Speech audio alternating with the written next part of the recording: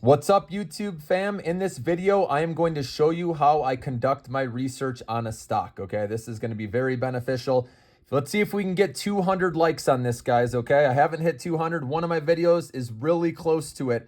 Remember, if you can go find it, it's where I talk about the data centers, nuclear power, okay, that video. It has 190 likes, somewhere around there. So if you see it, like that, because I'll do an extra gift card raffle if you hit it. But let's see this one too, guys. I'm looking for 200 likes, okay? See if we can do it. So here we go. Let's use VNet. This is a Chinese stock. Remember, obviously, with the stimulus, Chinese stocks are in focus. So let's talk about this, because this is one I do want to look up again. I did this not too long ago, but I want to do it again and revisit it. So VNet, here's what I do. I go into Google, and then I type in, and usually I do this on my phone, but I'm going to show you guys on the computer, obviously. So VNet stock valuation. Bear with me as I type it in with one hand. And then Yahoo. I've always used Yahoo, guys, okay? And then I look for the one that shows valuation measures, okay? When you see that, that's the one you want in financial. That's what you want to click on.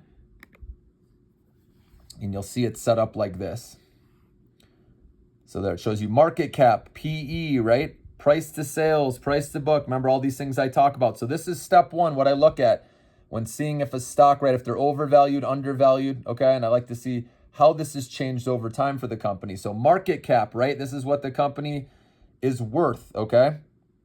Is what investors currently, right, are valuing the company at. And you can see how this has slowly gone up, right? Except for this little drop off, but now it's over $1 billion market cap. So that's good though to see that continually going up. And then enterprise value, and then price to sales. These are metrics I like to look at here the most. Okay, price to sales is still under 1, but if you look, right, it was much lower than that. Okay, so it's not as cheap as it was, but again, I still think this is the beginning of the recovery. And remember, VNet, if you don't know, I've talked about this on my channel. This is a data center stock in China. And remember, all the money China is spending on AI infrastructure, okay, it's more than the US and other companies or countries combined. And so that's why I'm interested in having small exposure, right, to this space, because this could easily boom. Now you'll see this company has a lot of debt, and it's not perfect with the financials. But like I said, I believe in the turnaround with stimulus being pumped in and them focusing on AI there in the country. Okay, so anyways, price to sales still under 1, and that's good. I like under 1 for that. And price to book, if you can get under 1, that's even better. But this is still good at 1.24. Okay, so that looks okay to me. All right. Again, especially with the data center space, with the race, you know, with AI, I know they're going to keep spending, and VNet's going to get a lot of this money. Okay. All right. So now you keep scrolling down here, and you can see even more financial highlights here. This is what's great. You can look at profit margin. I like looking at this. You can see that's not good. Negative 34%. Okay. And remember, this company has a lot of debt, which you'll see. But operating margin is in the positive, 9.76%. So that's good. Return on assets, not there yet, but I think this will get back in the positive eventually. Revenue, 7.68 billion. We can see that went up 9.4%. So that's good. There's growth there. All right. EBITDA, if you don't know what that stands for, earnings before interest, tax, depreciation, and amortization. So that's 1.64 billion. So that's good that is in the positive there. Obviously, that's not GAAP, right? Income, but that's EBITDA. It's still good to see that.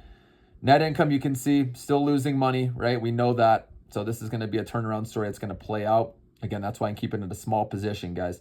But 1.88 billion in cash, but check out this debt, 16.2 billion, okay? So that's a red flag. But like I said, I'm willing to still have a small position because of the money going to AI out there, okay? Okay, so, and here's why I'm okay with it too. If this number right here, see this operating cash flow, if that was negative, I would not be recommending the stock. But since they are bringing in healthy operating cash flow, that makes me think they can pay off debt over time and make a comeback. They'll be all right, as long as that cash flow stays in the positive and increases ideally, okay? And you can see over here, there's dividend stuff. There's no dividend on this. You can see the short, how many people are shorting it. The percentage, not too high, not too low. Okay, about 4.79%. And then percent held by insiders, held by institutions. So there's so much good information on here, guys.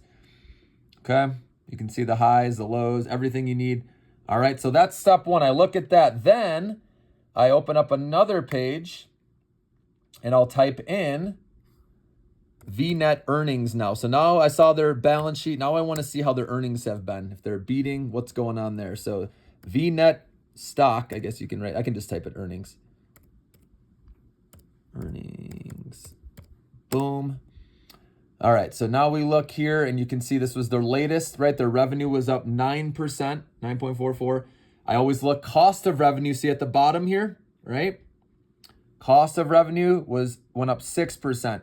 So if you see revenue, let's say it's up, this was 9%, but then you see cost of revenue like 15%, then right, that's not good. You want to see cost of revenue obviously lower than revenue, all right?